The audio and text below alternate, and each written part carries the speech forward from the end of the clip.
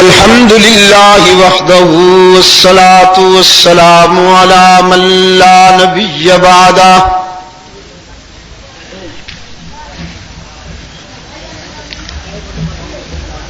وعلى آله وأصحابه الذين أوفوا عهده الذين هم مفاتيح الرحمة ومصابيح الغرر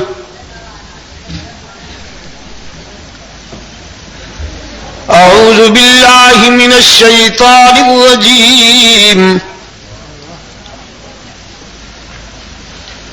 بسم الله الرحمن الرحيم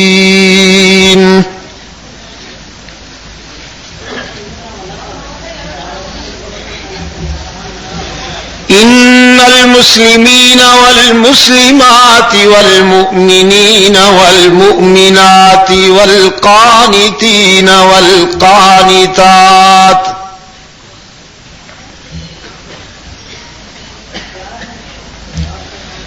والصادقين والصادقات والصابرين والصابرات والخاشعين والخاشعات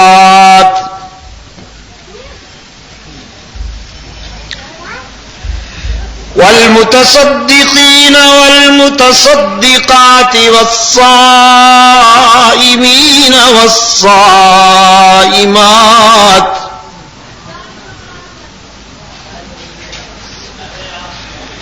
والحافظين فروجهم والحافظات والذاكرين الله كثيرا والذاكرين الله كثيرا والذاكرات أعد الله لهم مغفرة أعد الله لهم مغفرة وأجرا عظيما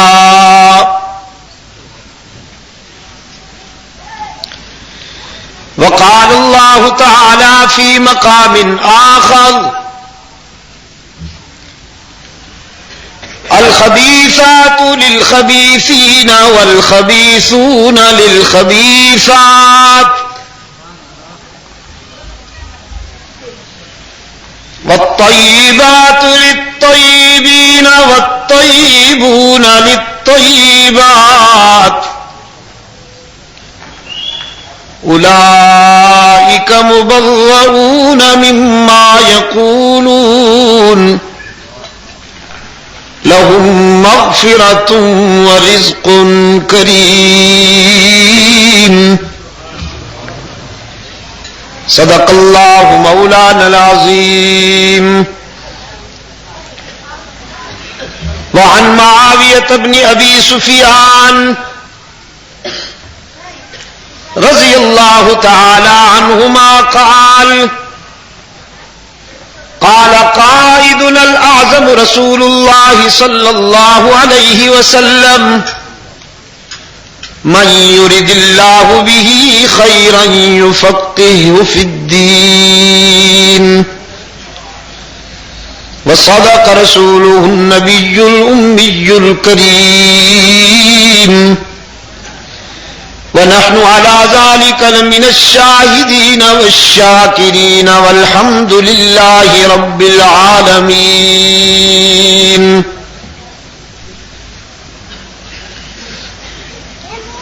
صدر اجلاس جانشین محدث اعظم سید بنوری،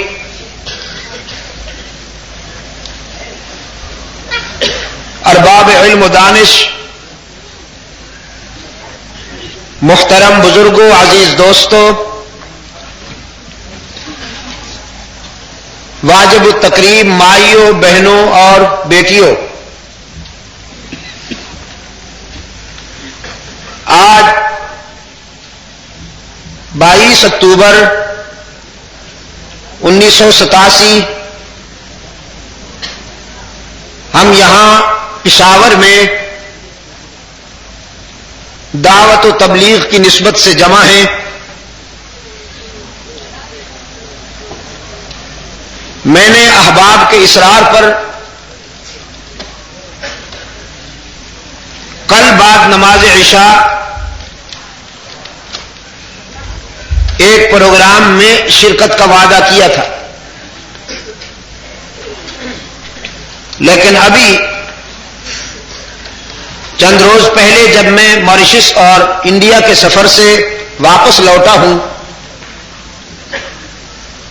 تو ہمارے عزیز مدنی صاحب نے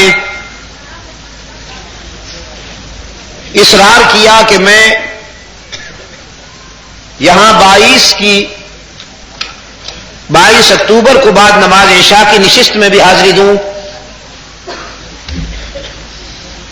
اور مجھے یہ معلوم کر کے خوشی ہوئی کہ آج کے اس پروگرام کو اسلام کے ایک تابناک کردار کی طرف منسوب کیا گیا ہے جو جنس کے لحاظ سے تو عورت ہے، لیکن عظمت کے لحاظ سے ان گنت مرد بھی اس کی رفعت پہ رشک کرتے ہیں. یعنی مخدومۃ المسلمین، ام المؤمنین، عفیفہ کائنات، حبیبہ حبیب خدا، صدیقہ بنت صدیق، سیدہ عائشہ رضی اللہ تعالی عنہا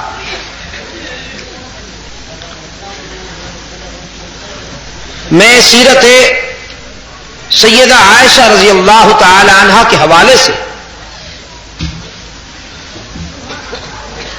آج آپ کو یہ بھی بتاؤں گا کہ اسلام نے، اسلامی تعلیمات نے عورت کو کیا مقام دیا.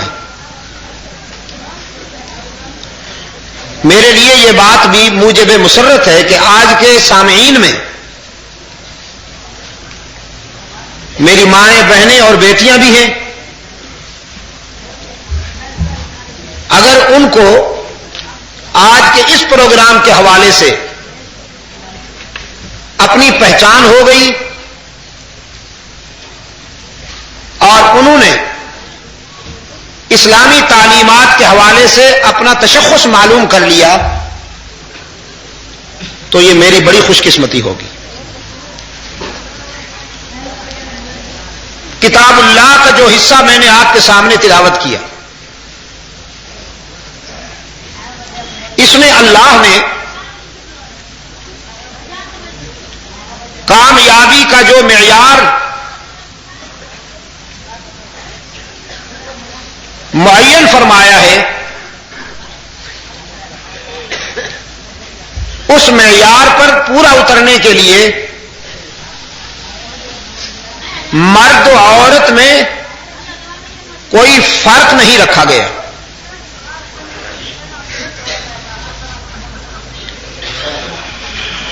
برابر کے انداز تخاطب میں دونوں کا تذکرہ ہوا.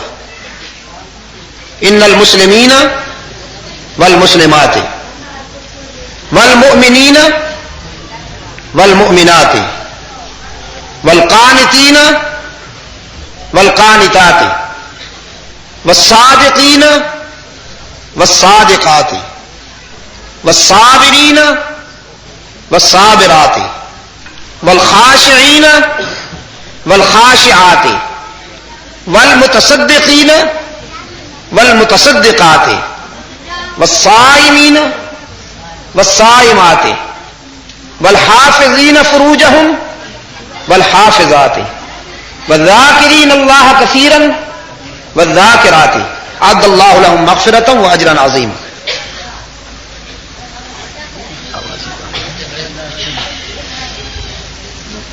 مسلمان مرد، مسلمان عورتیں، صاحب ایمان مرد، صاحب ایمان عورتیں، سچے مرد، سچی عورتیں، صبر کرنے والے مرد، صبر کرنے والی عورتیں، اللہ سے ڈرنے والے مرد، اللہ سے ڈرنے والی عورتیں، صدقہ کرنے والے مرد، صدقہ کرنے والی عورتیں، روزے رکھنے والے مرد، روزے رکھنے والی عورتیں، اپنی آبرو کی حفاظت کرنے والے مرد اور اپنی آبرو کی حفاظت کرنے والی عورتیں، اللہ کو یاد کرنے والے مرد اور اللہ کو یاد کرنے والی عورتیں، ان سب کے لیے اللہ نے بہترین اور بہت بڑا اجر تیار کیا ہے۔ اس کے معنی یہ ہوئے اسلام، ایمان، سچائی، خوف خدا، صدقہ، صبر، صیام اور ذکر اللہ، عفت اور عصمت کے وہ جوہر جو انسان کی دنیا اور آخرت کی کامیابی کے لیے قرآن کریم نے بیان فرمائے ہیں، ان میں مرد و عورت کی کوئی تخصیص نہیں کی گئی۔ یہ عظمتیں دونوں بیک وقت حاصل کر سکتے ہیں۔ مرد یہ سوچ کر اپنی برتری نہیں ظاہر کر سکتا کہ چونکہ میں مرد ہوں، ان خوبیوں میں میرا مقابلہ کوئی نہیں کر سکتا۔ عورت یہ سوچ کر احساس کمتری میں مبتلا نہ ہو کہ میں صنف نازک ہوں، عظمت کے اس معیار پر پورا اترنا میرے بس کی بات نہیں۔ ذالک فضل اللہ یؤتیہ من یشاء، یہ اللہ کا فضل ہے، وہ جسے چاہے اس کے لیے منتخب کر لیتا ہے۔ میں کہا کرتا ہوں عظمتوں کے حصول میں جنس کبھی آڑے نہیں آتی۔ عورت ترقی کرے تو خدیجۃ الکبریٰ بنتی ہے، عورت جب ترقی کرے تو عائشہ صدیقہ بنتی ہے، عورت جب ترقی کرے تو زینب، حفصہ اور ام حبیبہ بنتی ہے، اور مرد جب زوال پر اترے تو ابو جہل بنتا ہے۔ مرد جب پستی میں چلا جائے تو ابو لہب بنتا ہے، اتبا بنتا ہے، ولید بنتا ہے۔ جنس حصول عظمت کی راہ میں رکاوٹ نہیں۔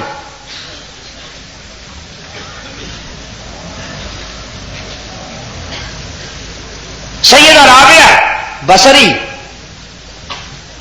رحمت اللہ تعالی علیہا، ہماری تاریخ کا بڑا تابناک کردار ہے۔ یہ بھی اپنے علم، فضل اور تقوی کے لحاظ سے اتنا بلند مقام رکھتی ہے کہ ان کے حلقے میں ہزاروں علماء قرآن و حدیث سمجھا کرتے تھے۔ حسن بصری رحمت اللہ تعالی علیہ، ہم اصل ہیں یہ، ایک مرتبہ کہنے لگے رابعہ تمہارے زہد، علم اور تقوی کا تو میں معترف ہوں، لیکن کبھی سوچا تم نے کہ عورت جتنی بلند ہو جائے مرد کا مقابلہ نہیں کر سکتی؟ اس لیے کہ کوئی عورت نبی نہیں بنی، از آدم تا رحمت عالم صلی اللہ علیہ وسلم سارے انبیاء مرد تھے،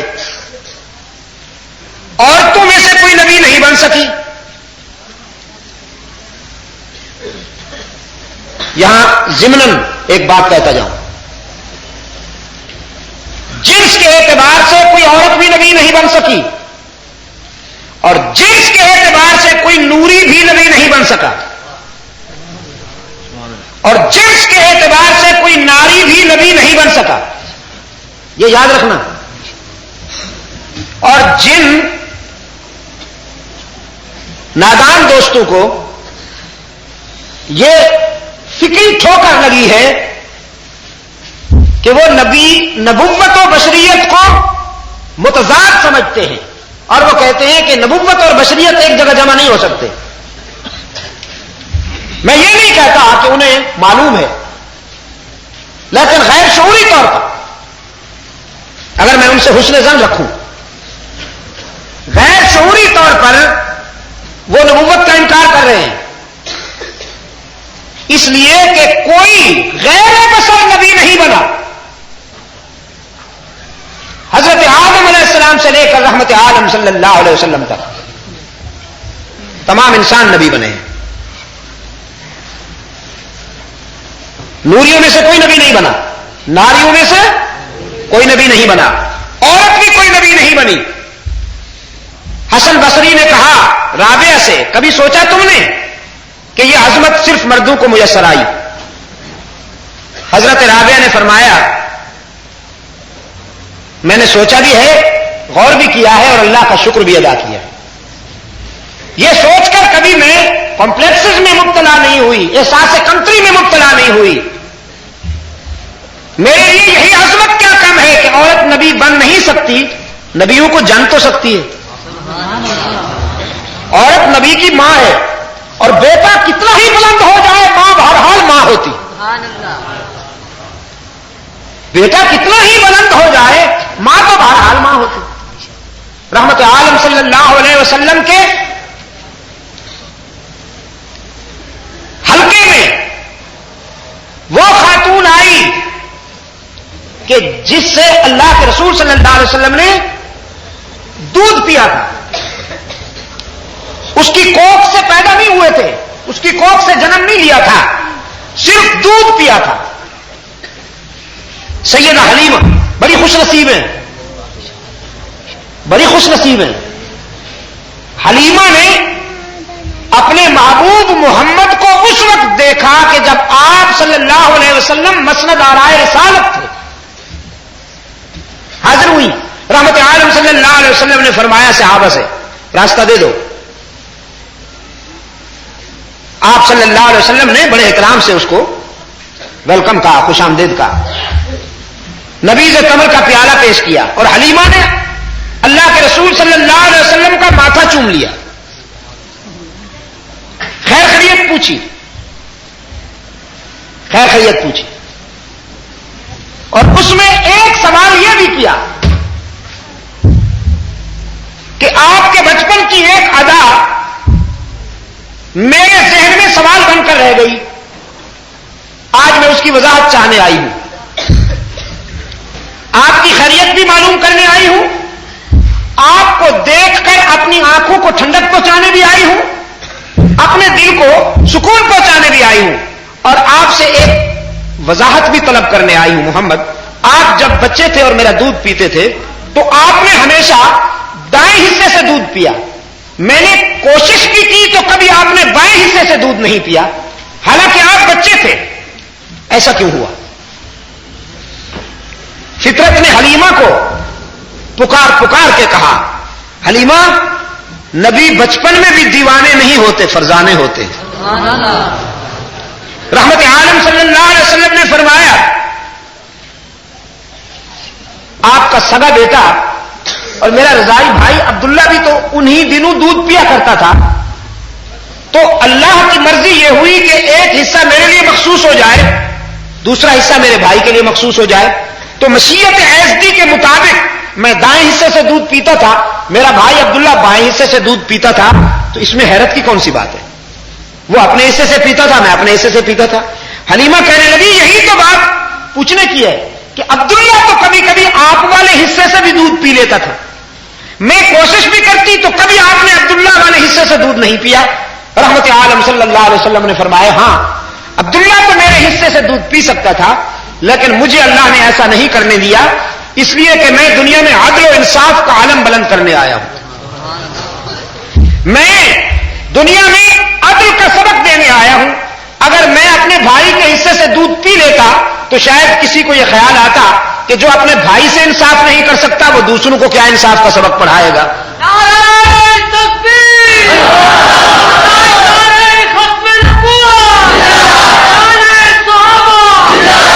عدل کا وہ معیار، انصاف کی وہ کسوٹی جو میں نے دنیا کے سامنے پیش کرنی تھی، اللہ نے اس کسوٹی پر بچپن میں بھی مجھے قائم رکھا۔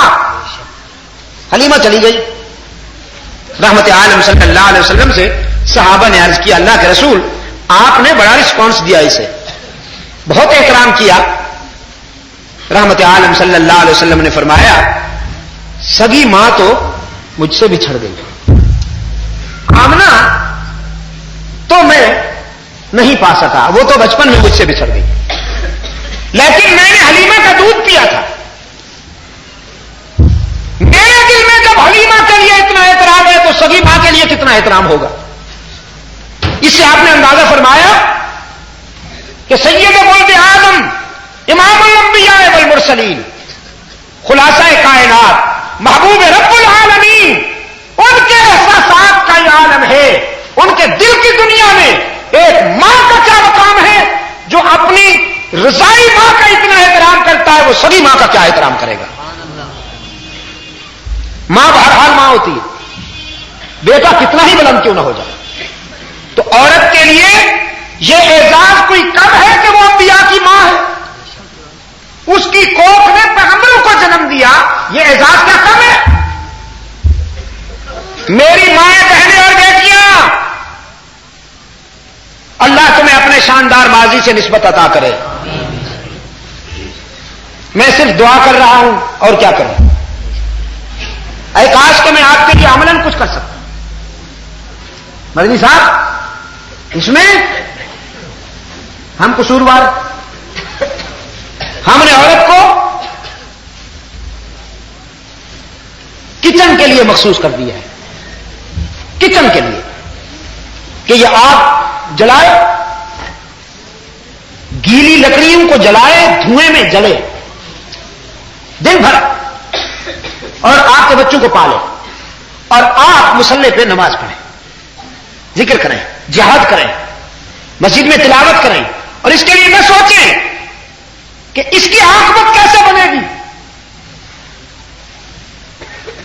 آج ایک بات کہتا جاؤں, اگر کل چولہا خشک رہے تو مجھ پہ ناراض نہ ہونا. عورتوں کی ڈیوٹی میں یہ بات ہے ہی نہیں کہ وہ آپ کے لیے کھانا پکائیں. پوچھ لیجیے علماء کرام سے. عورت کی خاندگی ذمہ داریوں میں یہ بات ہے ہی نہیں سرے سے کہ وہ آپ کے لیے کھانا پکائے, آپ کے کپڑے دھوئیں. پوچھ لیجیے علماء کرام. یہاں تک کہ اگر کوئی خاتون یہ کہے کہ چونکہ میری صحت ٹھیک نہیں رہتی, میری صحت اجازت نہیں دیتی, میں آپ کے بچے کو دودھ نہیں پلا سکتی, شریعت اس کو مجبور نہیں کرتی. رحمت عالم صلی اللہ علیہ وسلم کا قانون کہتا ہے اپنے بچے کو دودھ پلانے کے لیے دائی کا اہتمام کرو, اپنی بیوی کو مجبور نہیں کر سکتے ہو. اسلام نے اس کو باندی نہیں بنایا, اسلام نے اس کو کنیز نہیں بنایا.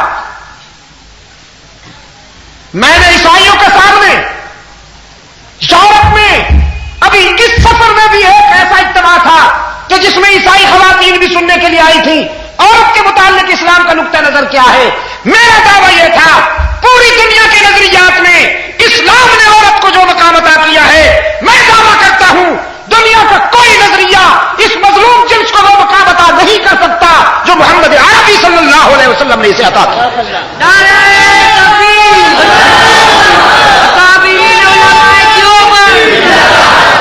اور میں نے عیسائیوں کو دعوت فکر دیتے ہوئے کہا, ہاں یہ بات مکمل کرتا جاؤں, یہ آپ کے لیے کھانا پکاتی ہے نا, اس کا احسان ہے آپ پر. یہ مت سمجھنا کہ اس کی ذمہ داریوں میں یہ بات شامل ہے, یہ اس کی مہربانی ہے. تو آنکھیں دکھاتا ہے اسے, کیسے کیوں بنایا؟ یہ اس کی مہربانی ہے کہ وہ آپ کے لیے کھانا بنا کے آپ کے سامنے رکھ دیتی ہے. اس کی ڈیوٹی میں یہ بات شامل نہیں ہے. میں تو مطلق عورت کی بات کر رہا ہوں, ایک مسلمان عورت. ارے کاش کہ یہ اپنے مقام سے نہ گرتی. پتہ نہیں اسے کس کی نظر لگ گئی, اسے کس کی نظر لگ گئی یا اپنے مقام سے گر گئی. اسلام تو مطلق عورت کو بھی وہ مقام عطا کرتا ہے کہ دنیا کا کوئی نظریہ عطا نہیں کرتا. میں نے عیسائیوں کو کہا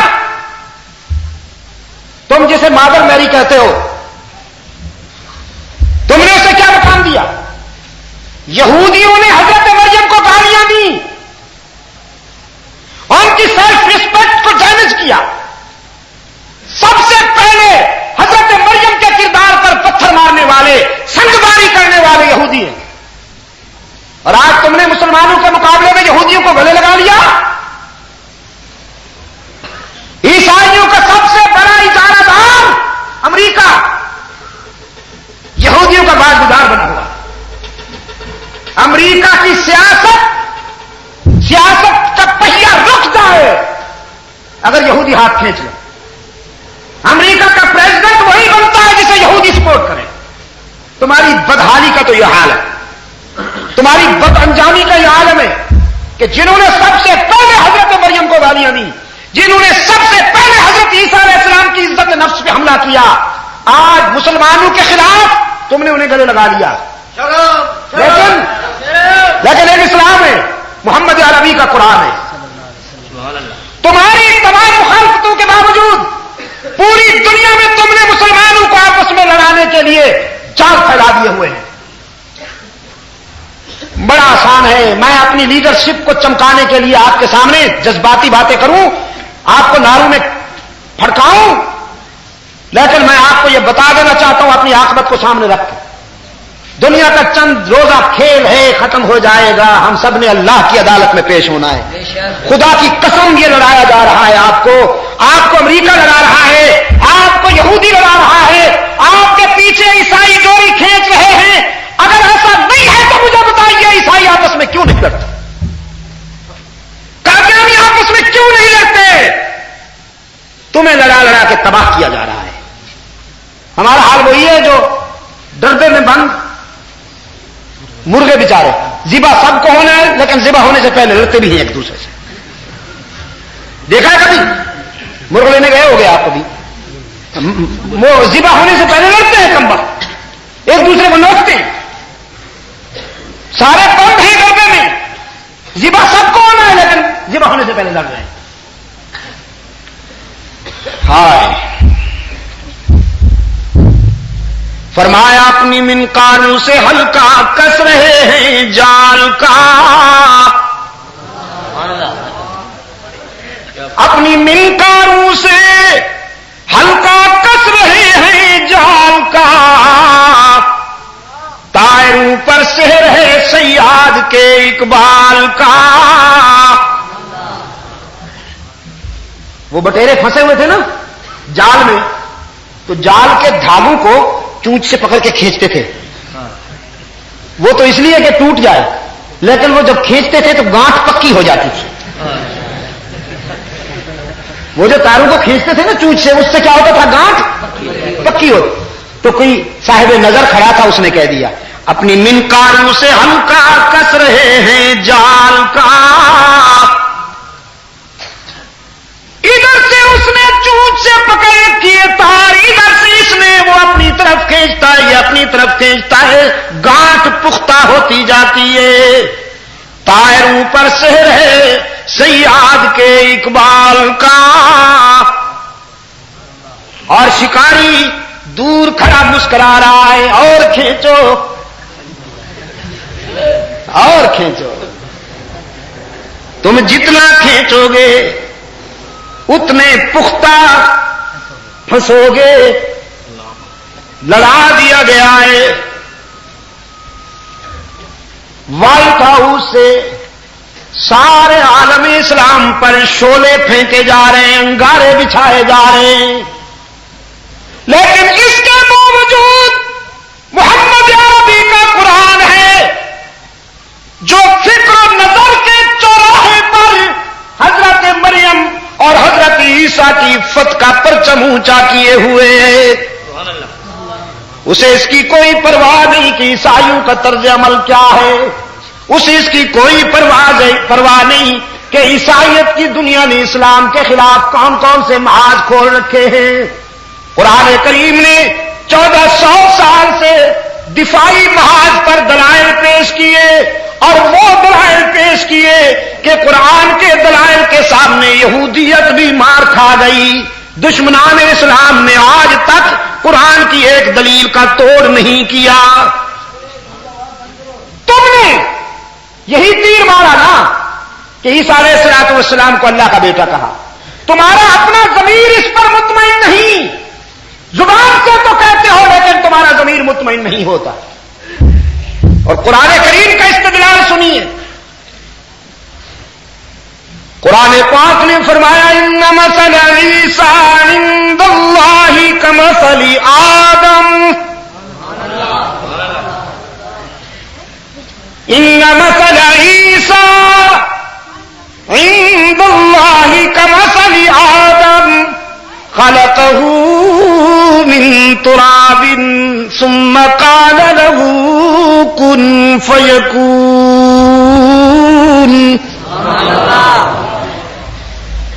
عیسیٰ علیہ السلام کی مثال اللہ کے نزدیک بس آدم جیسی ہے. یہودیوں نے حضرت عیسیٰ علیہ السلام پر بدزبانی کرتے ہوئے کہا کہ یہ تو ہے بن باپ کا. عیسیٰ کا باپ دکھاؤ. عیسائیوں نے کہا ہو ابن اللہ, وہ اللہ کا بیٹا ہے. قرآن نے کہا نہیں, خدا کا کوئی بیٹا نہیں ہو سکتا, نہ خدا کسی کا بیٹا ہو سکتا ہے. جاہلو کیا کہہ رہے ہو؟ قرآن پاک نے فرمایا ان مثل عیسیٰ عند اللہ کمثل آدم. یہودیوں, تم عیسیٰ کا باپ پھر پوچھنا, پہلے اپنے باپ آدم کا باپ دکھاؤ. آدم کو تو باپ مانتے ہو نا اپنا, تو پہلے ان کا باپ دکھاؤ. عیسیٰ کے باپ پوچھتے ہو, تمہارے باپ کا تو باپ بھی نہیں, ماں بھی نہیں. حضرت آدم ماں اور باپ کے بغیر پیدا ہوئے. رب العالمین نے فرمایا خلقه من تراب ثم قال له كن فيكون. یہ تو اس کی تخلیق کے کرشمے ہیں. اس نے مٹی سے بنایا, فرمایا ہو جا, تو آدم چلتا پھرتا انسان نظر آیا. جس نے بغیر ماں اور باپ کے آدم کو بنا دیا, جس نے بغیر ماں کے حوا کو بنا دیا, اسی پروردگار نے بغیر باپ کے عیسیٰ کو بھی پیدا کر دیا. اذا اراد شيئا ان يقول له كن فيكون. وہ جب کسی بات کا ارادہ کر لیا کرتا ہے تو کن کہتا ہے, وہ ہو جاتی ہے. اور سیدہ مریم علیہ السلام کے متعلق قرآن کریم نے یہ رویہ اختیار کیا ہے عزیز دوستو کہ پورا قرآن میں صرف ایک سورت ہے جو کسی عورت کے نام پر نازل ہوئی ہے. مسلمانوں کے جذبات تھے کہ وہ خدیجۃ الکبریٰ کے نام پر نازل ہوتی, سیدہ عائشہ صدیقہ کے نام پر نازل ہوتی, سیدہ حفصہ یا زینب کے نام پر نازل ہوتی. لیکن قرآن کریم کی وہ منفرد سورت جو کسی عورت کے نام پر نازل ہوئی ہے وہ حضرت مریم کے نام پر سورہ مریم ہے. میرے عزیز دوستو, میں اس گفتگو کے حوالے سے یہ بتانے کی کوشش کر رہا ہوں کہ اسلام سب سے زیادہ عورت کی عظمت کا علمبردار ہے, اور اسلامی تاریخ میں عورت کا یہ کردار اور مقام ہے کہ سب سے پہلے اسلام کی صداقت کو ایک عورت نے تسلیم کیا, حضرت خدیجۃ الکبریٰ رضی اللہ تعالی عنہا. اسلام کی سچائی پر ایمان لانے والی سب سے پہلے ایک عورت, اور اسلام کی آن پر جان دینے والی بھی سب سے پہلے ایک عورت. پہلی شہید اسلام کی حضرت سمیہ رضی اللہ تعالی عنہا. وہ محمد ضعیفہ جس کو دریائے کفر کے آدم خوروں نے مکے کے چوراہے پہ جکڑ لیا, رسیوں میں جکڑی ہوئی ہے, اور دونوں پاؤں دو جانوروں کے ساتھ بندھے ہوئے ہیں. دنیائے کفر کا آدم خور لیڈر مسٹر ابو جہل کہتا ہے سمیہ جان بچاؤ گی یا ایمان؟ سمیہ کہتی ہے صرف ایک جان. اللہ قیامت تک زندگیاں دیتا جائے تو میں ہر زندگی رحمت عالم کی صداقت پہ قربان کر دوں. تاریخ گواہ ہے دوستو، میری زبان میں اتنی قوت نہیں ہے کہ میں اس منظر کو بیان کر سکوں. 2 جانور مختلف سمتوں میں دوڑا دیے گئے، سمیہ 2 لخت ہو گئی، 2 لخت ہو گئی سمیہ، لیکن اپنی جبین کے لیے 2 آستانے تسلیم نہیں کیے. میری مائیں بہنیں اور بیٹیاں سنو، تمہارا سر تو انتظار میں رہتا ہے کہیں کوئی جھنڈی لہراتی ہوئی نظر آئے تو یہ جھک جائے، کہیں کوئی بڑے سائز کی قبر ملے تو جھکنے کے لیے سر بے قرار ہے، کوئی بڑی توند والا گدی نشین نظر آئے تو جھکنے کے لیے سر بڑا بے قرار ہے. تو اگر میرا نہیں بنتا نہ بن، اپنا تو بن. سمیہ سے سیکھ کہ تیرے سر کی کتنی قیمت ہے. 2 لخت ہو گئی سمیہ، تاریخ کے صفحات پر اس کا کردار چمک چمک کر کہہ رہا ہے، گرج گرج کے کہہ رہا ہے کٹ جائے تیرا سر، لیکن اللہ کے سوا کسی کے آگے جھکنے نہ پائے. اسلام کی سچائی پر سب سے پہلے ایمان لانے والی ایک عورت، اسلام کی آن پر سب سے پہلے جان دینے والی ایک عورت. آگے سنیے، سب سے پہلے قرآن کی حافظہ ایک عورت، سیدہ عائشہ صدیقہ رضی اللہ تعالی عنہا. اللہ نے بیٹیوں کو توفیق عطا فرمائے کہ وہ قرآن کریم کو حفظ کریں. ہاں،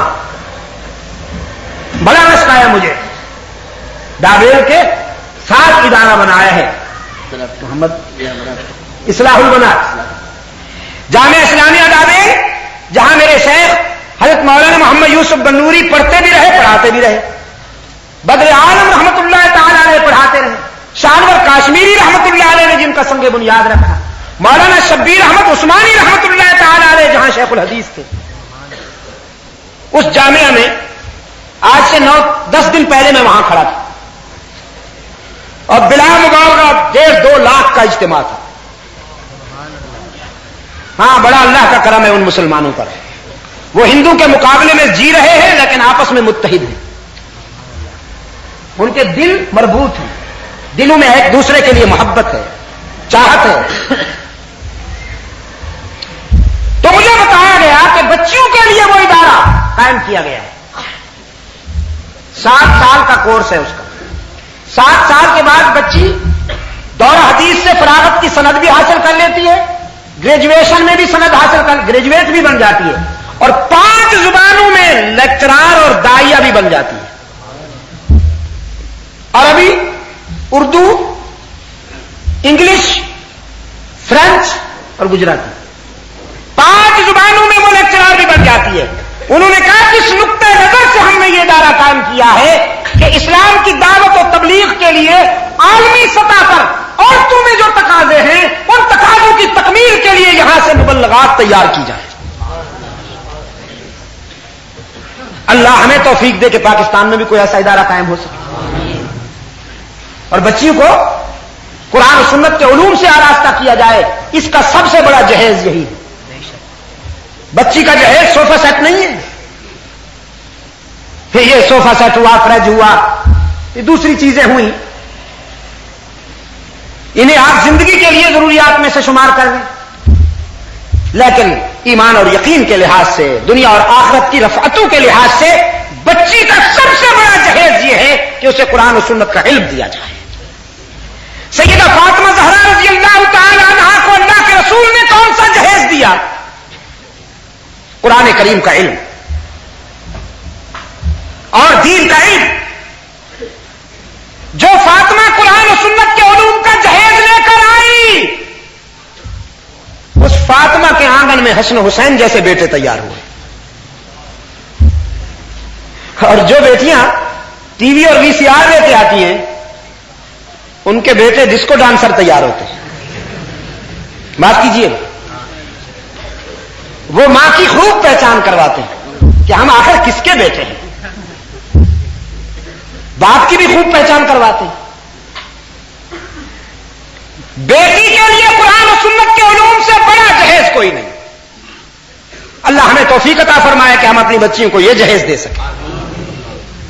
انہیں قرآن کریم کے علوم سے آراستہ کرو، سید عائشہ صدیقہ رضی اللہ تعالی عنہا ہے. فرمایا کرتی تھی میری کتاب زندگی میں اللہ نے جو ابواب ترتیب دیے ہیں جنت کی حوریں بھی تو مقابلہ نہیں کر سکتی. اللہ نے یہ عزت مجھے عطا فرمائی کہ میں باقرہ کی حیثیت سے رحمت عالم کے گھر آئی.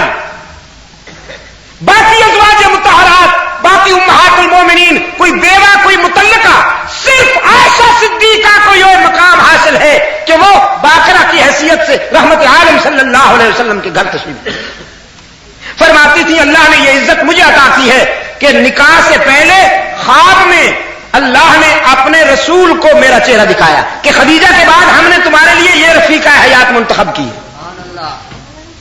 فرماتی تھی اللہ نے یہ عزت مجھے عطا فرمائی ہے کہ میرے بستر پہ کئی مرتبہ قرآن نازل ہوا. اللہ نے یہ عزت مجھے عطا فرمائی ہے کہ میں نے اپنی انہی آنکھوں سے جبرائیل امین کا نظارہ کیا. اور یہ عزت بھی اللہ نے مجھے عطا فرمائی ہے کہ کئی مرتبہ روح الامین نے آ کر اللہ کے مجھ تک سلام پہنچائے. جبرائیل امین نے آ کر رحمت عالم سے کہا محمد عائشہ سے کہہ دو کہ خدا سلام کہتا ہے.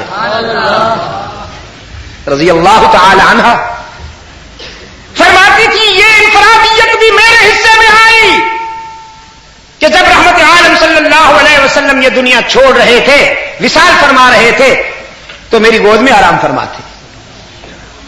پھر میرا حجرہ رحمت عالم کا دائمی مسکن ہو گیا. سرکار دو عالم صلی اللہ علیہ وسلم نے اپنی علالت کے آخری ایام حجرہ عائشہ میں گزارے، اور وہ اس قدر اللہ کو پسند آیا قیام کہ ہمیشہ کے لیے رحمت عالم صلی اللہ علیہ وسلم کا وہیں بسیرا ہو گیا، وہیں ٹھکانہ ہو گیا. یہ روضہ اقدس جو ہے سید عائشہ صدیقہ رضی اللہ تعالی عنہا کا حجرہ ہے. فرماتی اللہ نے یہ عزت بھی مجھے عطا فرمائی کہ جب منافقین نے میرے کردار پر انگلی اٹھائی، میرے کردار پر جب انگشت برداری کی ہے، تو دفاع میں خود رب العالمین میرا وکیل صفائی بن گیا. حضرت عائشہ صدیقہ رضی اللہ تعالی عنہا کے حافظے نے اس امت تک 2210 حدیثیں پہنچائیں. کتنی؟ 2210 حدیثیں مروی ہیں سید عائشہ صدیقہ رضی اللہ تعالی عنہا سے. 2210 حدیثیں. اے کاش کہ میری بہنیں اور بیٹیاں 200 حدیثیں ہی یاد کر لیں. اگر 200 بہت زیادہ ہیں تو 10 حدیثیں ہی یاد فرما لیں. 10 حدیثوں کا یاد کرنا مشکل بات ہے. چھوٹی چھوٹی حدیثیں. المسلم من سلم المسلم مسلمون من لسانہ و یدہ قال رسول اللہ صلی اللہ علیہ وسلم. یہ کتنی مختصر سی حدیث. اس طرح کی اگر 10 حدیثیں بھی یاد کر لے تو فکر و نظر میں روشنیاں ڈیرے لگا لیں. اور صدیق کی بیٹی کے حافظے کا یہ عالم ہے. ابن تیمیہ رحمت اللہ علیہ نے بڑی پتے کی بات کی. فرمایا عائشہ اللہ کا خوب تر انتخاب ہے کہ اسلام کا وہ حصہ جو نسوانی برادری سے تعلق رکھتا ہے، شریعت کے وہ ضابطے جو عورتوں کی زندگی سے تعلق رکھتے ہیں، ان میں سے اکثریت نسوانی برادری سے تعلق رکھتے ہیں. 2210 حدیثیں سید عائشہ صدیقہ رضی اللہ تعالی عنہا کے حافظے سے اس امت کو پہنچی. میرے عزیز دوستو، غزوہ ابن المصطلق سے واپسی ہوئی اللہ کے رسول صلی اللہ علیہ وسلم کے کانوں تک منافقین کی الزام تراشی اور بد زبانی پہنچی. ابن ابی، اگر آپ اجازت دیں تو چلو معاف کرتا ہوں، مگر ایک بات کہتا جاؤں اپنے عزیزوں سے. بقول شاہ جی رحمت اللہ علیہ کے، دشمنی کرنی ہے تو ابو جہل سے سیکھو، اور دوستی کرنی ہے تو ابو بکر سے سیکھو. دشمنی میں ابو جہل سے بڑا کوئی نہیں، اور دوستی میں ابو بکر سے بڑا کوئی نہیں. ابو جہل نے دشمنی یوں نبھائی کہ مرتے وقت بھی کہنے لگا ذرا گلا لمبا کر کے کاٹوں تاکہ میرا سر فٹ بال معلوم نہ ہو، پتہ تو چلے نا کسی بڑے کا سر ہے. آخر اسلام کا فرعون ہوں، آخر میں محمد عربی کے مقابلے میں وہی مقام رکھتا ہوں جو موسیٰ علیہ السلام کے مقابلے میں فرعون کا تھا. تو میرا سر لمبا ہو، ذرا میری گردن لمبی ہو، دیکھنے والے اندازہ تو کرے نا کہ قوم کا سردار ہے. مرتے ہوئے بھی اپنی عداوت کو نبھا کے دکھایا. فرمایا کرتے تھے شاہ جی رحمت اللہ علیہ، ابو جہل جیسا دشمن پیدا نہیں ہوا اور ابو بکر جیسا دوست پیدا کوئی نہیں ہوا. وہ دشمنی کا معیار ہے، یہ دوستی کا معیار ہے. ایک تیسرا درجہ ہے ابن ابی کا. اللہ اس کمینگی سے ہر انسان کو محفوظ رکھے. کسی نے کافر بننا ہے تو ابو جہل بن جائے، دوست بننا ہے تو ابو بکر صدیق بن جائے. ابن ابی خدا کسی کو نہ بنائے. یہ ابن ابی وہی درجہ ہے جو مرد اور عورت کے بیچ میں ایک تیسرا درجہ ہوتا ہے. یہ کلمہ پڑھتا تھا، بڑا لمبا لمبا کلمہ پڑھتا تھا ابن ابی. داڑھی بھی تھی کم وقت کی، اور سب سے پہلے مسجد کے مقابلے میں عبادت گاہ کے نام پر اس نے مرکز ضرار بنایا تھا. آج کل ہمارے ملک میں کچھ ایسی عبادت گاہیں ہیں کہ جن سے قرآن کے نسخے نہیں کلاشن کوف نکلتی ہے. لیاقت آباد میں یہی ہوا نا شاہ جی، لالو کھیت میں یہی ہوا نا. یہ وشاہدہ شاہد من آلیا. میں یہ بات کہتا تو کہا جاتا کہ صاحب یہ تو بس ایسی باتیں کرتے ہی رہتے ہیں. لطف کی بات یہ ہے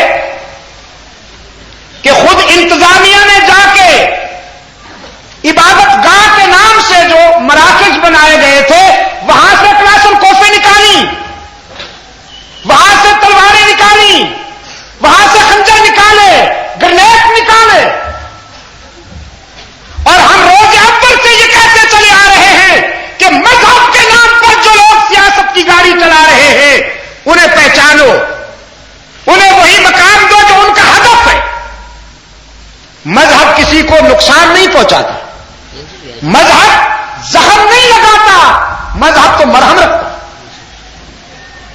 ہماری مساجد سے کبھی کلاشن کوف برآمد ہوئی؟ ہاں اب تو بہت ترقی ہو گئی، بہت ترقی ہو گئی، لانچر آ گئے. ہماری عیدگاہوں سے یا مساجد سے ہمیشہ قرآن و سنت کی آوازیں بلند ہوتی. اس سلسلے کا بانی ہے ابن ابی. قرآن پاک نے فرمایا والذین اتخذوا مسجدا ضرارا وکفرا وتفریقا بین المؤمنین وارصادا لمن حارب اللہ ورسولہ. وہ بد نصیب جنہوں نے عبادت گاہ کے ٹائٹل میں، عبادت گاہ کے عنوان پر مسلمانوں میں تفریق پیدا کرنے کے لیے ضرار کے مرکز تعمیر کیے، نقصان کے مراکز تعمیر کیے، جو مجاہدین اسلام کے راستے میں رکاوٹ بنتے ہیں، جو مسلمانوں میں تفرقہ ڈالتے ہیں. رب العالمین نے فرمایا یہ ہمارے نمائندہ نہیں ہیں، یہ کفر کے نمائندہ ہیں، یہ اسلام کے خیر خواہ نہیں ہیں، اسلام کے بدخواہ ہیں. اور اس سلسلے کا سب سے پہلا بانی ابن ابی. جبہ لمبا تھا بدبخت، جبہ بھی لمبا تھا، کلمے بھی پڑھتا تھا، خود کو مومن بھی کہلاتا تھا. لیکن سب سے پہلے ام المومنین حضرت عائشہ صدیقہ رضی اللہ تعالی عنہ پر بد زبانی کے تیر چلانے والا یہی بدبخت تھا. اسی نے بنو المصطلق کے غزوہ سے واپسی پر حضرت عائشہ صدیقہ رضی اللہ تعالی عنہا کے خلاف طوفان اٹھایا، الزام تراشی کی. رحمت عالم صلی اللہ علیہ وسلم نے یہ زہریلا پراپگنڈا سنا تو زخمی دل ہو کر گھر تشریف لائے. حضرت عائشہ فرماتی ہیں میں نے حسب معمول اللہ کے رسول کو سلام عرض کیا، لیکن رحمت عالم صلی اللہ علیہ وسلم نے حزن و ملال میں چہرہ پھیر لیا. فرماتی ہے جس طرف رحمت عالم صلی اللہ علیہ وسلم کا چہرہ پھرا تھا میں دوڑ کر اسی طرف گئی، وہاں جا کر میں نے سلام عرض کیا، لیکن رحمت عالم صلی اللہ علیہ وسلم نے چہرہ دوسری جانب پھیر لیا. فرماتی ہیں اب تو میرے دل و نگاہ پر بجلیاں گر گئیں کہ دونوں جہاں اس سے پھرے جس سے پھری تیری نظر، دونوں جہاں اس سے پھرے جس سے پھری تیری نظر، اور جسے دیکھا اسے دونوں جہاں دیکھا کیے۔ رحمت عالم صلی اللہ علیہ وسلم کے چہرہ پر حزن و ملال کے آثار دیکھ کر فرماتی ہیں میں نے وضاحت پوچھنی چاہی لیکن کچھ معلوم نہ ہوا، میں نے اجازت لی کہ اپنے میکے چلی جاؤں، خیال تھا والد گرامی سے بات کروں گی، والدہ سے صورتحال پوچھوں گی۔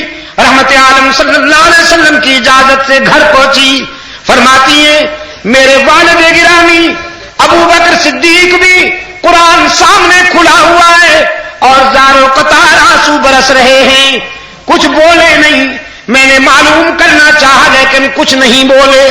والدہ کے پاس گئی ہیں، وہ بھی حزن و ملال میں ڈوبی ہوئی ہے، ان کے ہاں سے بھی صورتحال کے متعلق کچھ معلوم نہیں ہو سکا۔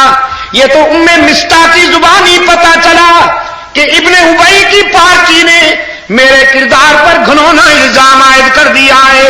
اس الزام کی ایک جھلک مجھ تک پہنچی، احساسات کی فراوانی میں بخار میں مبتلا ہو گئی۔ فرماتی ہے گھر آئی، مصلی اٹھا کر اپنے مکان کے اس حصے میں چلی گئی جہاں مکمل تنہائی اور اندھیرا تھا۔ گھبرائی ہوئی بیٹی کو مکان کے تنہائی کے حصے میں جاتا دیکھ کر ماں نے کہا بیٹی کہاں جاتی ہو؟ عائشہ نے کہا ماں ہائی کورٹ تو ناراض ہو گیا ہے، ذرا سپریم کورٹ کا دروازہ کھٹکھٹانے جا رہی ہوں، میں اس کی بارگاہ میں اپیل دائر کرنے جا رہی ہوں جہاں کسی کے آنسو رائے گاہ نہیں جاتے۔ رب العالمین کے حضور سجدہ ریز ہوئی، عرض کیا الہ العالمین یہ تو شکوہ نہیں کہ الزام کیوں لگایا گیا، الزام تو مجھ سے پہلے بھی معصوموں پر لگے، موسیٰ پر بھی الزام لگایا گیا، یوسف پر بھی الزام لگایا گیا، مریم پر بھی الزام لگایا گیا، اور آج تیرے محبوب کی عائشہ بھی اشک بار آئی ہے، آنسو کی برسات میں اپیل لائی ہے۔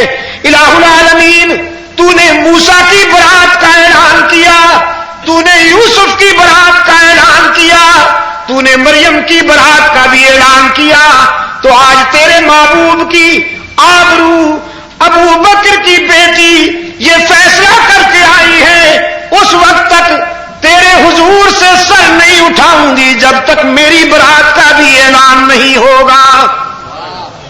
ادھر صدیقہ نے اپیل دائر کر دی، ادھر رحمت عالم صلی اللہ علیہ وسلم نے صحابہ کرام کا اجلاس طلب کیا، فرمایا ابن ابی کا گروپ جو کچھ کہہ رہا ہے اس سلسلے میں مجھے کیا کرنا چاہیے، میں تم سے مشورہ لینا چاہتا ہوں، رائے لینا چاہتا ہوں۔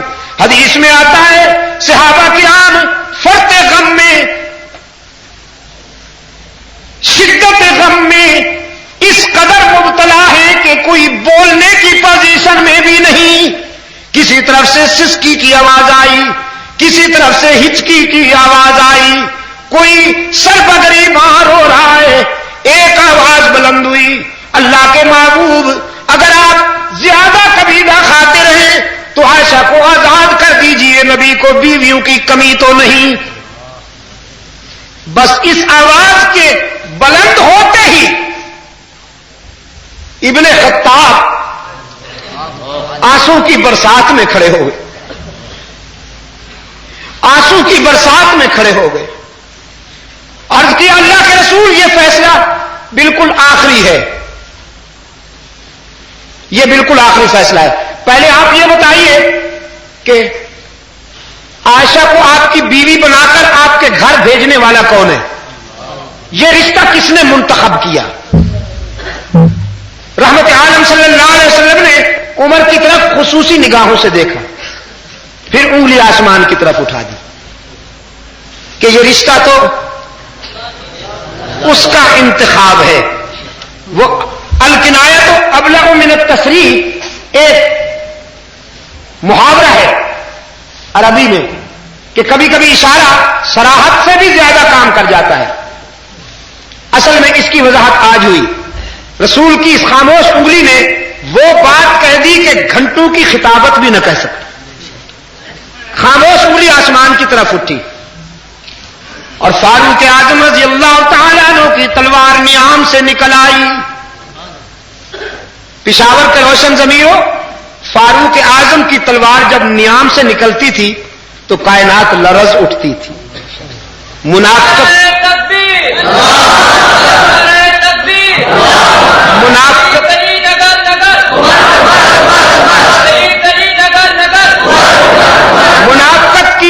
منافقت کے حلقوں میں صفے ماتم بچھ جاتی تھی عمر کے نام سے. فاروق اعظم رضی اللہ تعالیٰ عنہ کی تلوار نیام سے نکل آئی. عرض کیا اللہ کے رسول، فیصلہ تو آپ کی انگلی نے کر دیا. جس ذات نے اس عفیفہ کو آپ کے گھر بیوی بنا کے بھیجا ہے، آپ کے گھر سے نکالنے کا اختیار بھی اسی ذات کو ہے. لہذا اللہ کے فیصلے کا انتظار کیجیے. حبیب کبریا صلی اللہ علیہ وسلم کے لبوں پر مسرت کی چمک، راحتوں کی روشنی ہویدا ہوئی.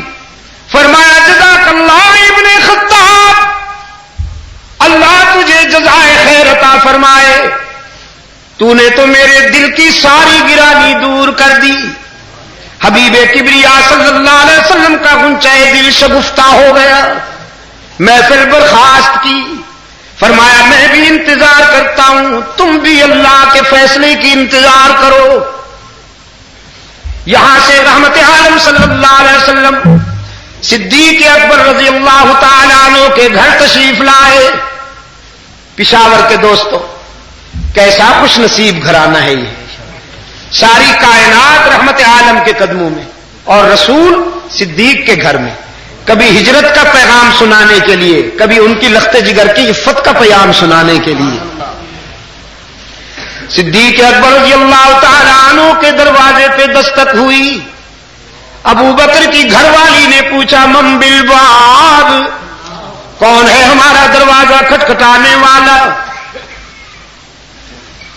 تقدیر نے مسکرا کے کہا ابو بکر کے گھر والوں، جلدی دروازہ کھولو، تمہارے دروازے پر تو آسمان ہدایت کا سراج منیر آیا ہے.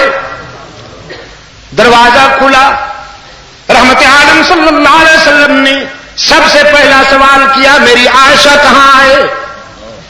غمزدہ ماں نے کہا اللہ کے رسول، میری بیٹی تو آنسو میں ڈوب چکی، وہ تو اسی دن سے سجدے میں روتی رہتی ہے، کسی بات کا جواب بھی نہیں دیتی، کسی سے بولتی بھی نہیں. اور حضرت عائشہ فرماتی ہیں میں سن رہی تھی اپنی ماں اور اپنے آقا کی باتیں، میرے دل نے تقاضا کیا کہ اٹھوں اور رحمت عالم صلی اللہ علیہ وسلم کے دامن سے چمٹ کر خوب رو لوں. لیکن پھر میرے ضمیر نے میرے قدم روک دیے. عائشہ یہ تو صحیح ہے کہ آج تیرے گھر میں تیرا محبوب آیا ہے، لیکن جس کی عدالت نے اپیل کی ہے فیصلہ تو ہو لینے دو، فیصلے سے پہلے اس کا در چھوڑ کر کہاں جاؤ گی؟ فرماتی ہیں ضبط کیا، مصلے پر ہی بیٹھی رہی. رحمت عالم صلی اللہ علیہ وسلم قریب آئے. یہاں یہ کہتا جاؤں، عورت کے بھی کچھ احساسات ہوتے ہیں، عورت کے بھی کچھ احساسات ہوتے ہیں. جس طرح مرد چاہتا ہے نا کہ جس نگاہ سے یہ مجھے دیکھتی ہے کسی اور کو نہ دیکھے، کچھ اس کے بھی احساسات ہوتے ہیں. فرماتی ہے میں نے ضبط کیا اور مصلے پہ بیٹھی رہی. رحمت عالم صلی اللہ علیہ وسلم قریب آئے. فرمایا بنت ابو بکر، آج اپنی صفائی میں کچھ کہنا چاہتی ہو تو سننے کے لیے آیا ہوں. فرماتی ہے اشکو بثی وحزنی الی اللہ. اللہ کے رسول، میں نے جو کچھ کہنا تھا اپنے رب سے کہہ چکی. آج وہی حال ہے میرا جو ابو یوسف کا تھا. فرماتی ہیں فرتے غم میں مجھے حضرت یعقوب کا نام بھی یاد نہ آیا. ابو یوسف کہا. آج میرا کوئی عالم ہے جو حضرت یوسف کے باپ کا تھا. اپنی صفائی میں کچھ کہوں تو بھی دنیا کب مانے گی. میں تو اسی کو سنا چکی ہوں جو دلوں کے بھید جاننے والا ہے. وہ میرے کردار کو بھی جانتا ہے, گفتار کو بھی جانتا ہے, افکار کو بھی جانتا ہے, میرے دل کی دھڑکنوں کو بھی جانتا ہے. رحمت عالم صلی اللہ علیہ وسلم نے فرمایا بنت صدیق میں بھی اسی کے فیصلے کا منتظر ہوں, تو بھی اسی کے فیصلے کی انتظار کر. تیرے بیٹے عمر نے بھی تیری مثل سپریم کورٹ میں بھیج دی. حضرت عائشہ فرماتی ہیں میں نے سوچا وہ تو بڑا بے نیاز ہے, وہ تو بڑا بے نیاز ہے, بڑا بے نیاز ہے, نہ معلوم کب فیصلہ صادر کرے گا. فرماتی ہیں یہ تو میں سوچ بھی نہیں سکتی تھی کہ اس کی رحمت ابھی ابھی میری دستگیری کرنے والی ہے. نظر اٹھا کے دیکھا اللہ کے رسول صلی اللہ علیہ وسلم کے ماتھے پر پسینے کے وہ قطرے نظر آئے جو وحی کے وقت ہوا کرتے تھے, اور جسم پر وہ کپکپی طاری ہو گئی جو وحی کے وقت ہوا کرتی تھی. رحمت عالم صلی اللہ علیہ وسلم نے چادر اوڑھ لی, جسد اطہر پہ کپکپی ہے. سیدہ عائشہ فرماتی ہیں میں لذا پر اندام قریب بیٹھی انتظار کر رہی ہوں اور سوچ رہی ہوں کہ کال مل گئی, نہ معلوم کیا فیصلہ ہونے والا ہے. کچھ دیر بعد رحمت عالم صلی اللہ علیہ وسلم نے چہرہ انور سے چادر اٹھائی. فرماتی ہے میں نے غور سے حبیب کبریا کے چہرے کو دیکھا. چہرے پر نظر پڑتے ہی میرے ضمیر نے مجھے بشارت دی, عائشہ تجھے مبارک ہو, تیری شام غم ختم ہو گئی. رحمت عالم صلی اللہ علیہ وسلم کے چہرے پر حزن و ملال کے آثار ختم نظر آئے. راحت و مسرت کی چمک صبح سعادت بن کر طلوع ہو چکی تھی. حبیب کبریا صلی اللہ علیہ وسلم نے فرمایا بنت صدیق مبارک ہو تجھے, اللہ نے تیری برات کا اعلان کر دیا. اور اس میں تیری انفرادیت یہ ہے کہ جب حضرت موسیٰ علیہ السلام کی برات کا اعلان ہونے لگا تو اللہ نے ایک عورت کو وکیل بنایا. جب حضرت یوسف کی برات کا اعلان ہونے لگا تو اللہ نے ایک لڑکے کو وکیل بنایا. جب حضرت مریم کی برات کا اعلان ہونے لگا تو اللہ نے عیسیٰ کو وکیل بنایا.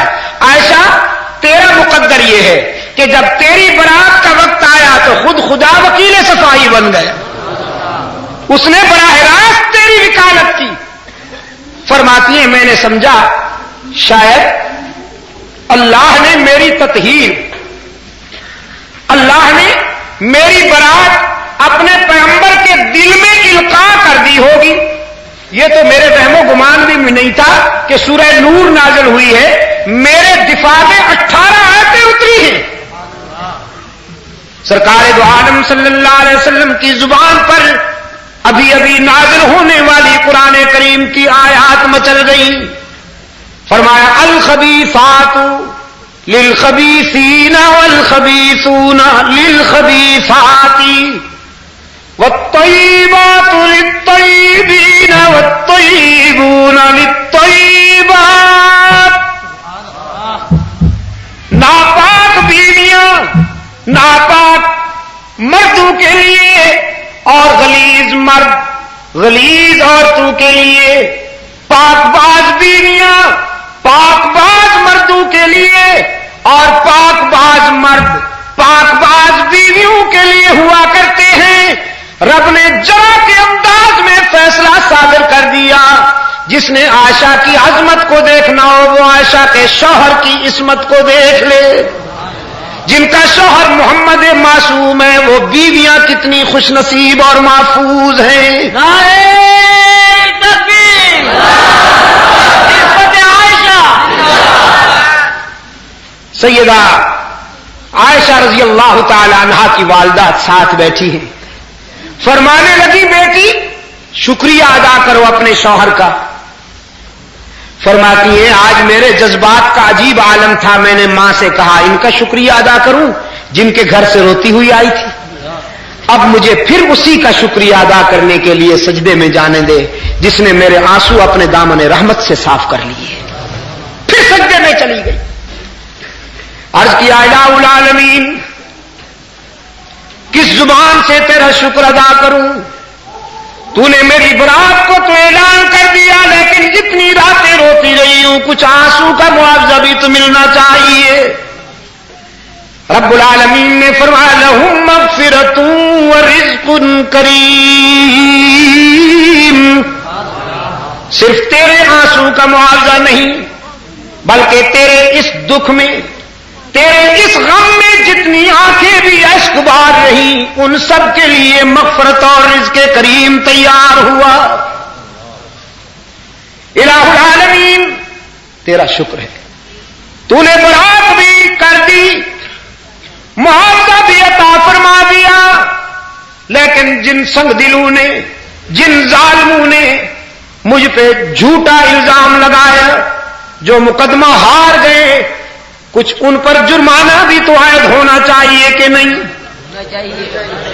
فرمایا والذی تولی کبرہ منہم لہو عذاب علیم. جس ٹولے نے جس گروہ نے جس جماعت نے جس طبقے نے اس عفیفہ پر الزام تراشی کی رب العالمین نے فرمایا میں نے ان کے لیے دردناک عذاب تیار کیا ہے. دردناک. اس دردناک عذاب کی کچھ قسطیں دنیا میں ملے گی کچھ آخرت میں ملے گی. الہ العالمین وہ دردناک عذاب جو عائشہ کے دشمنوں کو دنیا میں ملنا ہے وہ کون دے گا؟ عائشہ کے بیٹوں کو یہ فرض ادا کرنا پڑے گا کہ وہ عائشہ کے دشمنوں کو سزا دے.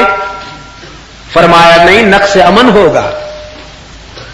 تم ہاتھ اٹھاؤ گے تو نقص امن ہوگا گڑبڑ ہوگی لہذا آرام سے بیٹھو. تو الہ العالمین پھر تیرے فرشتے آئیں گے. فرمایا میرے فرشتوں کو حمد و تسبیح سے کہاں فرصت ہے کہ وہ دشمنان عائشہ کا سینہ کوٹتے رہیں. وہ اپنے کام میں تم اپنے کام میں لگے رہو. دشمنان عائشہ کو خود شوق عطا کروں گا ان کو خود میں ذوق عطا کروں گا. وہ سینے کوٹنے کو مذہب سمجھ لیں گے. آگے جوتے پیچھے زنجیر. وہ سمجھیں گے ثواب ہو رہا ہے اور دیکھنے والے خود اندازہ کریں گے کسی مذہب میں جوتے کھانا ثواب نہیں ہے یہ تو ہار جانے کی سزا مل رہی ہے. مقدمہ ہار جانے کی سزا مل رہی ہے. میں ایک بات کہا کرتا ہوں دیکھیے اس حد تک تو ہم متفق ہیں کہ جلوس سڑکوں پہ نہیں آنے چاہیے. یہ بات جذبات میں بھی کہی جا سکتی ہے. میں ٹھنڈے دل سے کہہ رہا ہوں جلوس سڑکوں پر نہیں آنے چاہیے اور انشاءاللہ نہیں آئیں گے. وہ وقت آ رہا ہے انشاءاللہ وہ وقت بہت قریب ہے. میں آپ کو بتا دینا چاہتا ہوں سڑکوں پر جلوس نہیں آئیں گے مذہب کے نام سے. وہ وقت قریب ہے. اب ان جلوسوں کو نہ روس بچا سکتا ہے نہ امریکہ بچا سکتا ہے انشاءاللہ. مجھے افسوس ہے اپنی انتظامیہ کی سوچ پر کہ وہ ان جلوسوں کو تحفظ دینے کے لیے محب وطن مسلمانوں کے سینوں کو گولیوں سے چھلنی کرتے ہیں. تم ناراض ہوتے ہو ان پر. یہ بیچارے تو سزا یافتہ ہیں یہ تو سزا بھگت رہے ہیں ان پر کیوں ناراض ہوتے ہیں؟ اصل جو تمہارا مہربان ہے اس کو پہچانو. اصل جو مہربان ہے جو یہ سارا کھیل کھیل رہا ہے اپنے اقتدار کی عمر دراز کرنے کے لیے جو تمہیں لڑا رہا ہے اس کو پہچانو. اور میں نے یہ بات اس دن کوئٹہ میں بھی کہی کراچی میں بھی یہ کہہ رہا ہوں، جب تک اقتدار پر بیٹھنے والے، مسند حکومت پر بیٹھنے والے جب تک اسلام کے خیر خواہ نہیں ہوں گے، یہ سلسلہ ختم نہیں ہوگا۔ اپنی منزل کو مت بھول جاؤ، تمہاری منزل یہ ہے کہ اقتدار کی مسند پر کوئی مفتی محمود آئے، اقتدار کی مسند پر کوئی محمود غزنوی آئے، اقتدار کی مسند پر کوئی محمود حسن آئے، اقتدار کی مسند پر کوئی رسول کا غلام آئے، پھر ہم دیکھیں گے کہ اسلام کے خلاف یہ آوازیں کیسی اٹھتی ہیں، یہ جلوس کیسے نکلتے ہیں۔ سعودی عرب میں یہ جلوس کیوں نہیں نکلتے؟ اور اگر کوئی نکالے تو طبیعت ٹھیک کر دی جاتی ہے کہ نہیں؟ میں نے اس دن یہ بات سکھر میں بھی کہی، مدنی مقدر دے، کچھ ایسے خوش نصیب ہیں کہ دھماکہ لاہور میں ہوتا ہے تو قبر جنت البقیع میں، اور کچھ ایسے بدبخت ہیں کہ مرتے مکے میں ہے تو دفن تہران میں۔ علامہ اللہ ظہیر مرتے مکے میں ہیں اور قبر ایک ایک چن چن کر وہاں سے واپس لائے گئے یا نکالے گئے؟ یہ گند ہے، یہ اس قابل نہیں ہے کہ اس مقدس سرزمین پر دفن ہو۔ لے جاؤ انہیں، اٹھاؤ، لے گئے انہیں، یوں یوں بھی کر رہے تھے اور لے جا بھی رہے، یہ ہوتا رہے۔ اپنی اصل منزل مت بھول جاؤ، اس سرزمین پر قرآن و سنت کے نظام کی تقویم اور تنفیذ کے لیے اپنی ساری صلاحیتیں مجتمع کر لو، اکٹھی کر لو، اصل منزل ہے تمہاری۔ ہم سب اسی کاس کے لیے جدوجہد کر رہے ہیں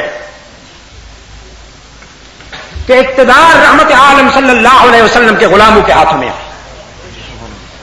پھر آپ دیکھیں گے کہ ابو بکر کے خلاف کون لکھ سکتا ہے، فاروق اعظم کے خلاف کون بول یا لکھ سکتا ہے، عثمان ذو النورین کے خلاف کون لب کشائی کر سکتا ہے یا قلم چلا سکتا ہے، حضرت معاویہ رضی اللہ تعالیٰ عنہ کی شان میں کون گستاخی کی جرات کر سکتا ہے، سیدہ عائشہ صدیقہ کی شان میں کون بدزبانی کر سکتا ہے۔ اقتدار پر جب رحمت عالم کے غلام آئیں گے انشاءاللہ یہ سارے فتنے خود بخود ختم ہو جائیں گے۔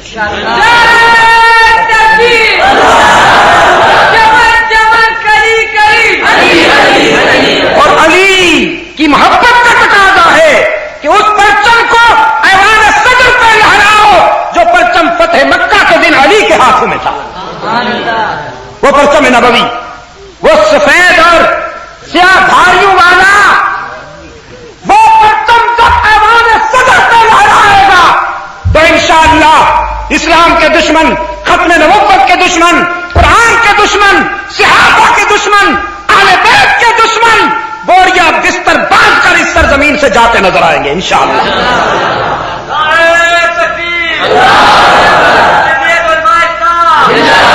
اس منزل اپنی جزاکم اللہ میرے عزیز، اس منزل کو مت بھولو، اس کے لیے اپنی ساری صلاحیتیں جمع کرو، اپنے اندر نظم و ضبط پیدا کرو، اپنے جذبات کو منظم کرو۔ اللہ وہ وقت لائے کہ جب ہمیں وہ نظام میسر آئے جس کے لیے ہم تڑپ رہے ہیں، جس کے لیے ہم بے قرار ہیں۔ ادروائز یہ ہے جناب کہ جو تخریب کرنے والے ہیں ان کو تحفظ مل رہا ہے، اور جو آگ بجھانے والے ہیں ان کو سنسناتی گولیوں میں چھلنی کیا جا رہا ہے۔ میرے سنی مسلمان ملک میں جہاں بھی مرے ہیں وہ انہی مہربانوں کی گولیوں سے مرے، وردی پوشوں کی گولیوں سے مرے۔ میں آپ سے پوچھتا ہوں کہ اگر جلوس نکالنا ہی مذہب ہے، جیسا کہ میں پہلے کہہ چکا ہوں آپ سے، اگر اسی کا نام مذہب ہے تو پھر یہ اہل سنت کو بھی سوچنا پڑے گا. اگر اسی کو مذہب قرار دیا جاتا ہے تو پھر یہ مذہب ہم بھی کچھ تھوڑا سا آزما کے دیکھیں گے. ہمارا مذہب یہ ہے جیسا کہ میں کہہ چکا ہوں, امن و سلامتی کا پرچار کرو, آگ لگاؤ نہیں آگ بجھاؤ. قرآن کہتا ہے انسانیت کو امن و سلامتی سے ہمکنار کرو. قرآن کہتا ہے لوگوں کے جھوٹوں کو بھی گالیاں مت دو تاکہ کوئی تمہارے سچے خدا کو گالی نہ دے. ٹھیک ہے؟ لا تسبوا الذين يدعون من دون الله فيسبوا الله عدوا بغير علم. تم لوگوں کے جھوٹے معبودوں کو گالیاں مت دو تاکہ کوئی تم جواب میں تمہارے سچے خدا کو گالی نہ دے. ہم اس پر عمل پیرا ہے الحمدللہ. لیکن اگر اسی کا نام مذہب رکھ دیا جائے, گالیاں دینے کا نام, جلوس بازی کا نام, خنجر برداری کا نام مذہب رکھ دیا جائے, تو آپ مجھے بتائیے کہ جب تخریب کا نام تعمیر پڑ جائے تو پھر جب مسیحا دشمن جاں ہو تو کب ہو زندگی؟ جب خود راہبر رہزنی کرنے لگے تو تحفظ کہاں سے فراہم ہوگا؟ پورا ملک ایک عذاب میں مبتلا ہے. کبھی پارا چنار میں آگ لگی ہوئی ہے, کبھی کرم ایجنسی میں آگ لگی ہوئی ہے, کبھی کراچی جل رہا ہے, کبھی خیرپور میں. خیرپور کا ایک عالم دین جس کو دیکھنے سے رحمت عالم صلی اللہ علیہ وسلم کی سنت سمجھ میں آتی تھی, حضور کی سنت یاد آتی تھی, دیوبند کا فارغ التحصیل سید زادہ, میں پہلے آپ کو بتا چکا ہوں کسی موقع پر. اس کو پکڑ کر انہوں نے, ان کے جلوس میں شامل تقریب کاروں نے اس کو پکڑ کر داڑھی سے اس کے سینے پر ناچتے رہے اور کہتے رہے کہ عثمان ہاتھ آ گیا ہے, چھوڑیں گے نہیں. اس کو قتل کر دیا. سید منظور احمد شاہ صاحب حمدان, اس کو قتل کر دیا انہوں نے. میں آپ سے پوچھتا ہوں یہ مذہب ہے؟ یہ مذہب ہے یا غنڈہ گردی ہے؟ یہ مذہب ہے یا سفاکیت اور بربریت ہے؟ جنگ میں بات کے اوپر فاروق اعظم کا نام لکھا ہوا ہے, ایک دروازے کے اوپر. ان کے جلوس نے کہا اس نام کو ہٹاؤ گے تو ہم آگے جائیں گے, نہیں تو نہیں جائیں گے. انتظامیہ کی ذہنیت ملازہ فرمائیے. انتظامیہ آگے یہ نہیں کہہ سکی کہ عمر کا نام کہاں سے ہٹاؤ گے. آج تم کہتے ہو اس دروازے پہ عمر کا نام نہ ہو, کل تم کہو گے روزہ رسول میں عمر کا وجود نہ ہو, تو ہم تمہارے کہنے پر روزہ رسول سے بھی عمر کو ہٹائیں گے کیا؟ لیکن معقول بات کرنے کے بجائے انتظامیہ نے کہا اچھا پھر ہم کھرچ دیتے ہیں, مٹا دیتے ہیں, تم جو ناراض ہوتے. ان کو راضی کرنا انتظامیہ کا فرض اولی ہے. ان کا فرض اولین ہے انتظامیہ کا, ان کا فرض اولین ہے انتظامیہ کا کہ یہ ہم سے ناراض نہ ہوں. یہ کھرچنے لگے. فاروق اعظم کا نام رضی اللہ تعالی عنہ, اللہ میری ان ماؤں کو اور بیٹیوں کو سلامت رکھے, اللہ تعالیٰ ان کی دنیا اور آخرت کامیاب بنائے. میں ہمیشہ ان کے لیے دعا کرتا ہوں. جب وہ ہاتھ کھرچنے لگے نا تو مکانوں سے اینٹوں کی بارش ہو گئی.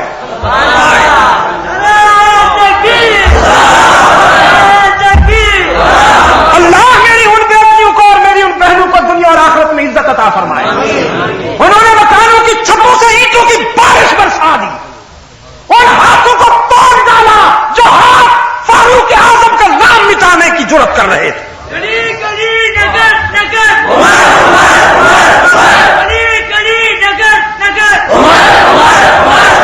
جواب کیا ملا؟ جواب یہ ملا کہ گولیاں چلنے لگی, گولیاں چلنے لگی, اور پولیس کی گولیوں سے مسجد میں 5 مسلمان شہید ہو گئے.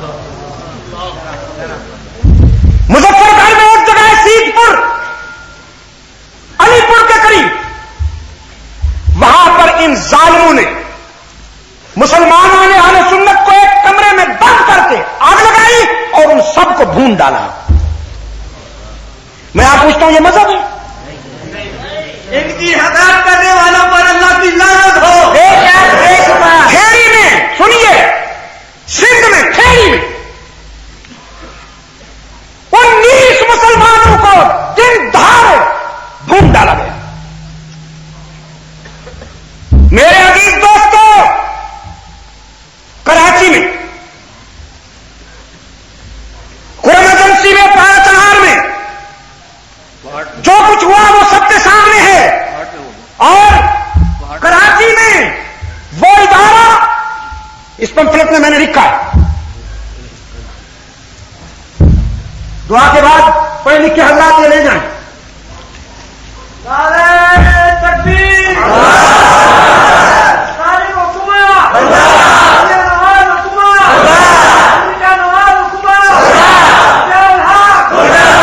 یہ دعا کے بعد آپ لے جائیے. وہ ادارہ جو عالم اسلام میں پاکستان کا باوقار تعارف ہے. انہوں نے تو کہا نہیں، پاکستان کا تعارف کرکٹر ہے، کرکٹ کھیلنے والے بدماش، کرکٹ کھیلنے والے جن کی راتیں تلاشوں کی گود میں گزرتی. میں نے آج اخبار میں ایسے اخبار، ایک اخبار میں نے ریکارڈ کے لیے آج رکھ لیا ہے. اس اخبار نے لکھا کہ فلاں کرکٹر فلاں طوائف کا دل دادا ہے اور فلاں طوائف فلاں کرکٹر کی دل دادا ہے. قوم کے کروڑوں روپے خرچ کیے جا رہے ہیں. انڈیا میں انٹرنیشنل لفنگے کرکٹ کھیل رہے ہیں یا قوم کو دکھایا جا رہا ہے. یہ کھیل نہ دیکھو گے تو تمہاری دنیا اور آخرت ناکام. تمہاری کامیابی اسی میں ہے کہ کرکٹ ضرور دیکھو، چاہے کروڑ روپے خرچ ہوں ہم کریں گے.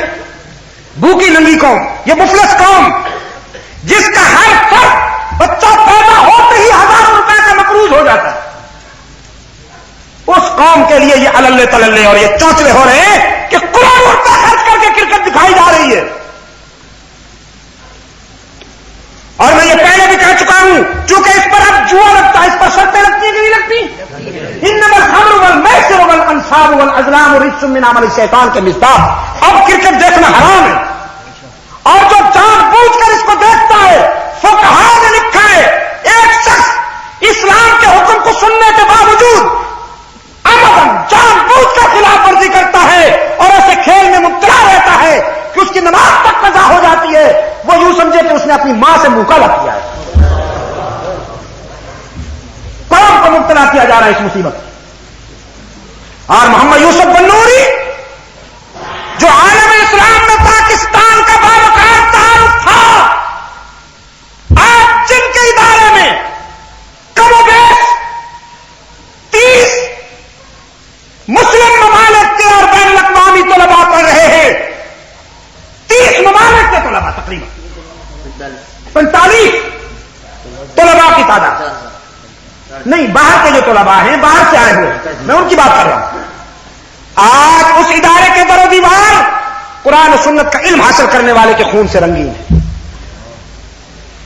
محمد یوسف بنوری کی بنائی ہوئی تعمیر کردہ مسجد کا صحن خون سے رنگین ہے. داڑیاں نوچی گئی ہیں، داڑیوں کے بال صحن مسجد میں بکھرے ہوئے ہیں. قرآن پڑھنے والے بچوں کو پولیس نے گھسیٹ گھسیٹ کر مارا ہے اور ان پر درے برسائے ہیں، بندوقوں کے بٹ مارے ہیں. خدا کی قسم یہ کام شاید انگریز بھی اتنی بے دردی کے ساتھ انگریز بھی یہ کام نہ کر سکتا. وہ بھی دوسروں کے مذہب کا احترام کرتے، کچھ ڈرتے ہیں کم وقت.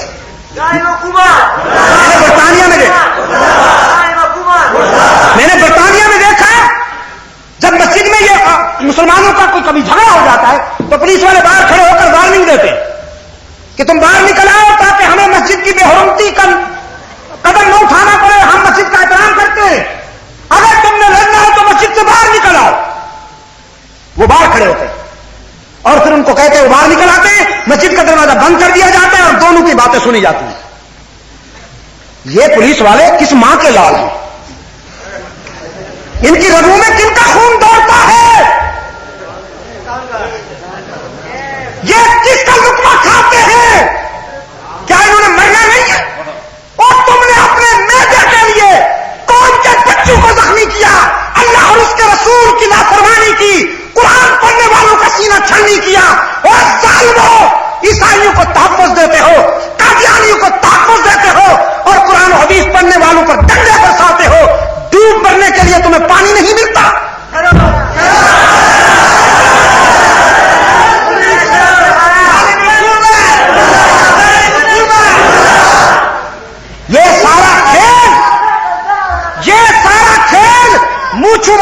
سے کھیل رہا ہے. خود چلمن سے لگا بیٹھا ہے, خود چلمن سے لگا بیٹھا ہے. امریکن بلاک کی مختلف یونیورسٹیوں سے سرٹیفکیٹ لینے کے لیے, سند حاصل کرنے کے لیے کافی گدا لیے پھرتا ہے. دے جا بابا رائے, خدا تیرا نہیں بوٹا رہے گا, اور قوم کو آپس میں لڑا رہا ہے. کہ ان کے جلوسوں پر پابندی ہونی چاہیے کہ نہیں ہونی چاہیے؟ نہیں کرنا چاہیے جلوس. اگر ان کی یہ عبادت ہے تو اپنے عبادت گاہوں میں کریں. یہ مصیبت تو ایران میں بھی نہیں ہوتی, وہاں بھی نہیں ہوتی. اب اس نے موجودہ جو حکمران ہے وہاں کا, اس نے کچھ اپنے کرتوت دکھائے ہیں, لیکن اس سے پہلے وہاں بھی یہ مصیبت نہیں ہوتی. میرے عزیز دوستو, پاکستان کو اسلام دشمن فتنوں کی آبادگاہ بنانے والے ملک ملت کے خیر خواہ نہیں ہیں. پاکستان کو اسلام دشمن فتنوں کی آبادگاہ نہیں بننے دیا جائے گا. کوہاٹ کے جن روشن ضمیر مسلمانوں کو مصائب سے گزرنا پڑا, میں انہیں یقین دلاتا ہوں کہ ان کی قربانیاں رنگ لائیں گی انشاءاللہ. قربانی کبھی ضائع نہیں جاتی. میں اس مشن پر خون دینے والے